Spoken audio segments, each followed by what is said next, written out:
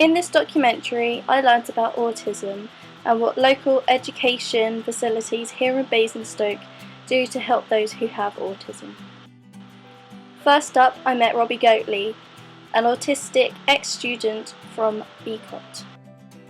Hello, my name is Robbie Goatley. I'm diagnosed with autism and I'm here to explain it a little bit more to you, to those who don't know what autism is actually like. It's a mental illness that happens among various people. It varies in terms of age as well. You get really young people with autism, you get really old people with autism. It varies a lot. There's a lot of variations to autism that makes it different compared to the majority of many mental illnesses. Sometimes it happens by nature and other times it happens for good reason. For example, I picked up when I was about 10 years old and had no idea at the time about what was wrong with me when I was first diagnosed with it. I had to go to the doctors and they told me that I'd become a mild sufferer of autism, or mild, it was diagnosed on the high functioning part of the autistic spectrum. So basically that meant that I was now officially autistic at that point. I was intrigued to learn how it affected Robbie's behaviour. Affecting my behaviour in many ways. Sometimes I get really angry, other times I'd be depressed. There's a lot of factors in autism that change your behaviour, like anger and depression, as well as friendship problems, because I had quite a few of those. There's so many things that I had that maybe many other people who are mentally stable didn't.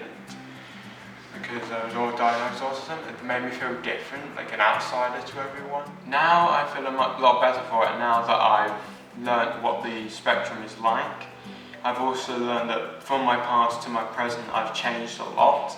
From the past I used to be very sort of tight, bolted up, really didn't want to show any sign of anything. I was just stuck in a cage. I didn't want to let any feelings out or anything because I just felt really bad, but now I've learned to open myself out and tell everybody about what it's like to have autism. I asked Robbie what his opinions were on the stereotypes surrounding autism. I think autism is something to be desired at, because not in a good way or not in a bad way, but the stereotype needs to be changed quite a bit, because not everybody is the same when it comes to autism. We were all different, just like everyone else. Everyone else who is mentally stable is different in their ways, and we autistic people are different in our ways. So I think the stereotype needs to be worked upon. I wanted to know if Robbie's behaviour had changed since going to college.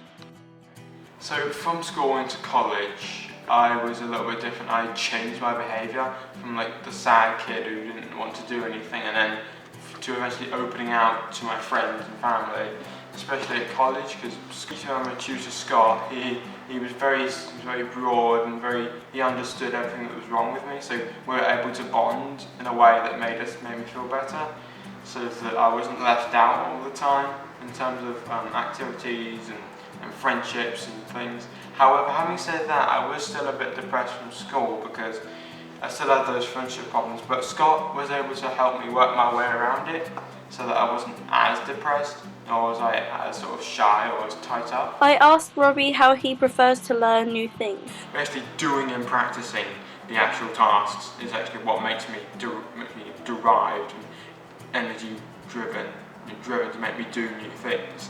For example, when I was applying for jobs, one of the jobs I had to go to courses on training, because the thing was, I went to the open evening, passed on that, then I had to go do some training elsewhere to see if I was actually capably fit in order to do the job, and they took it from there, did the training, then we had the final interview and I passed. So all in all, I think the best way to learn new things is to actually go up and do it, as opposed to just thinking of what ifs and buts, what ifs.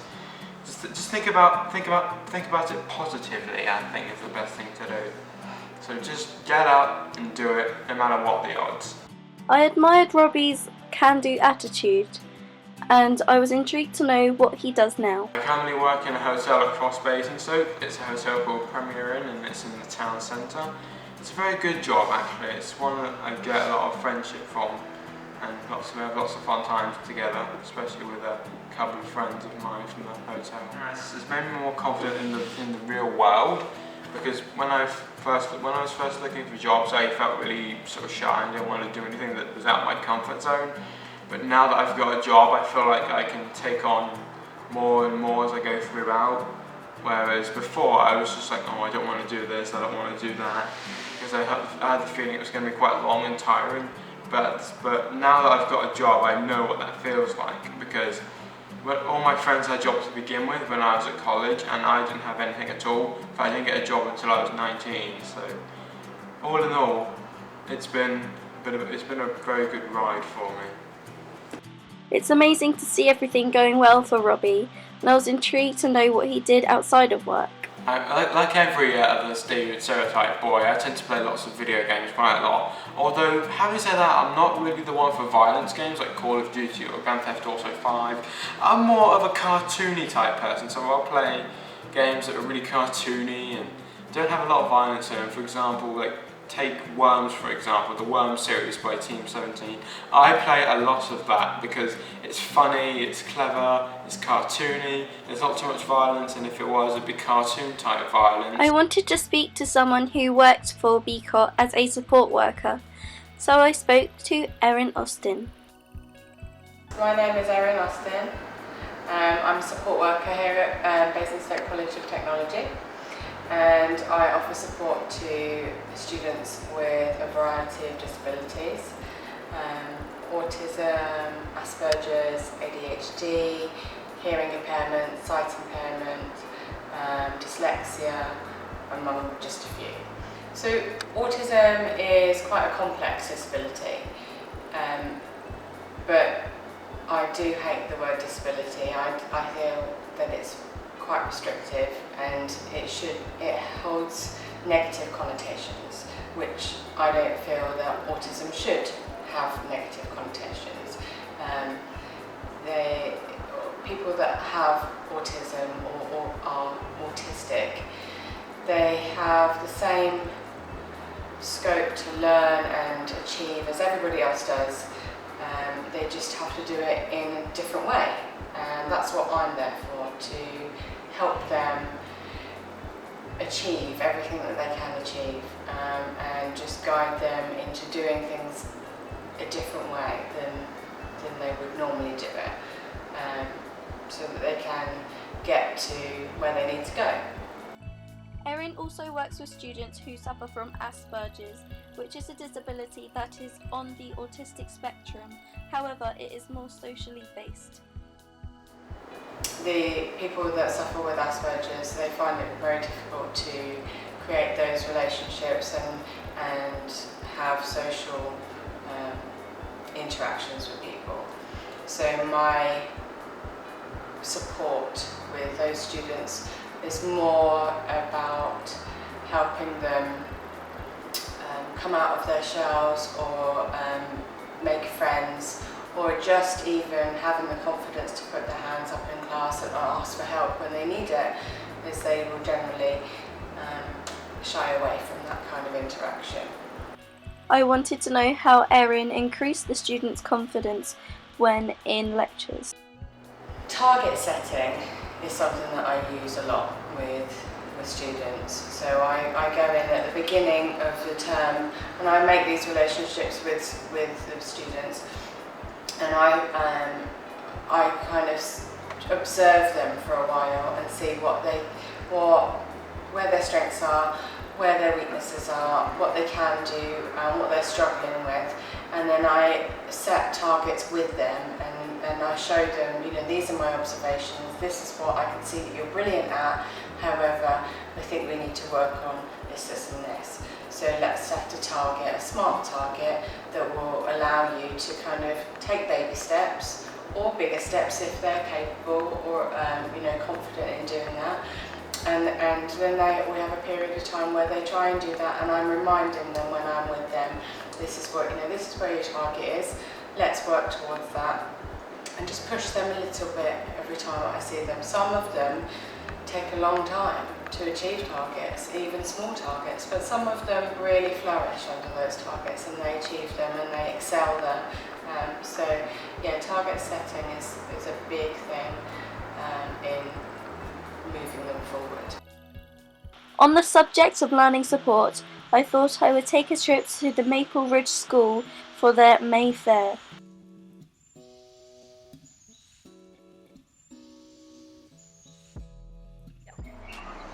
Hi, I'm Liz Birkin. I'm a teacher at Maple Ridge School, and today is our May Fair, which is run by the parents and the teachers at the school to raise money for an allocated project. At the moment, we're hoping to raise up to £50,000 for a new minibus, so that the children from the school can go out on trips for the day and visit local areas and be more involved with the community. All the children who come to the school have a statement of special educational needs, and lots of them have a diagnosis of autism spectrum disorder. Children are really good fun to work with, and we have a great time. And the May Fair today, we've got the bouncy castles and the Zorbs and the petting zoo. Everybody's having a really great time. The school aims to work with the children to develop their social skills so that they can go out into the community and have a functional life around Basingstoke and the wider area. I wanted to learn more about the people behind the May Fair and the team that went into making the day what it was. So FMR is Friends for Maple Ridge, and we are a parent and teacher association, and we help to raise money for the school. My name is Charlotte and I'm Vice Chair. I'm Sarah and I'm Chair. My name is Sue Farmer. And Jude is my son. I was intrigued to know how the FMR team helps and what they did to help raise funds. We raise funds for extra equipment and things that the school can't afford. Things like we recently fundraised for a trampoline, a big trampoline to go in the grounds so they can get rebound therapy. We've also done things like we've refurbished the swimming pool. We put together a new sensory garden with Yeah. the help of another company. Yeah, We did, didn't we, Jude? Yeah. And also And we a run. train. That's right. And here we've got the train today because we run a May Fair every year. So the May Fair is our major fundraising event of every year. So this is where we make our most money to put towards new projects for the school. And we also run a Christmas disco and a summer disco. I asked them what was the favourite part of their day. we've had the Zorbing and the petting zoo. I think that everybody's just come and enjoyed themselves, which is the main thing. It's really great to be able to see all the kids and the parents here together as a family. Yeah. And they're in an environment that's familiar but with things that are fun. Yes, Jude, what's been your favourite thing today? Yeah, I like the train so The train. You like going on the land train? Yeah. I asked what other support had they got towards this May Fair. We're very, very lucky that we've got quite a few local people that support us so much. We've got Functions Roadshow, who are absolutely fantastic. They come and do their services for free. They do this event, they do both the discos as well, all for free for the children. Also Bounce for Fun come along and support us and do us a great offer. And for the train. And the land And train. the land train. Yeah. I then spoke to Eve Dunster, one of the mothers at Maple Ridge. Hi, I'm Eve Dunster. My son goes to this school, Maple Ridge, and we're at the May Fair today. It's an event that they organise every single year. It's a fantastic event for all families. So much here for them to do. There's the Zorbs, the animals, bouncy castles, all sorts of things. A fantastic raffle. Lots of work goes into it every year. All the children that come here obviously love it and really enjoy it because they feel familiar with the surroundings, and it's just a fantastic event for them every year. That's just gets better and better, really. So. I also spoke to Michelle Murray. Her son also attends Maple Ridge School. Hi, my name is Michelle Murray. I'm here today at the Maple Ridge School for their May Fair. It's on every year. My son currently attends here, Paul Murray. He's in year 3. Really brilliant school, caters for everything, fantastic. What they do for the children, they teach them how they get them to do the things. Favourite part about today, everybody getting together, all the families get to meet one another, especially if it comes in September when obviously new children start. This is a good sort of icebreaker for all the families to meet, get to know the other children, get to know the other parents. And there's another couple of things that they do at the school. There's a group called Task Force, where some of the mums every fortnight on a Thursday, and we do all the tasks for the classes. So it sort of helps the teachers to not have to do that. We help them so they can just concentrate with the children. So if there's any gluing or tasks to be put together for the children, velcroing, anything cutting out, we sort of do all that for them. And then they take it back to classes for the children. And the other thing that we do is there's a charity called FMR. It's a charity run at the school, and like this today now, all the funds from this will go to that, and it raises things for the school. We've just raised money for a trampoline and a cover, and it's going to be an in-ground trampoline so the children can play on it all year round. And we're currently in the process, our next thing that we're raising money for is a school minibus. So anything, just school trips or anything, we won't have to sort of hire so many buses. We'll have our own to take the children on their school trips. So this is just one of the things that throughout the year that we do to raise money for the school, for the charity, for the children. And we do discos, we'll have a Christmas disco, maybe a summer disco at the end of the year, and any money raised from that will go to the school, and it just helps the children, and it's fantastic. It's a fab school.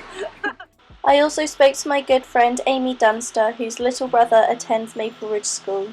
Hi, my name is Amy Dunster, and my little brother Lewis goes to this school, and I am so proud of him. Even though it's hard at home sometimes when he has his big meltdowns and swears and everything, but he can't help that.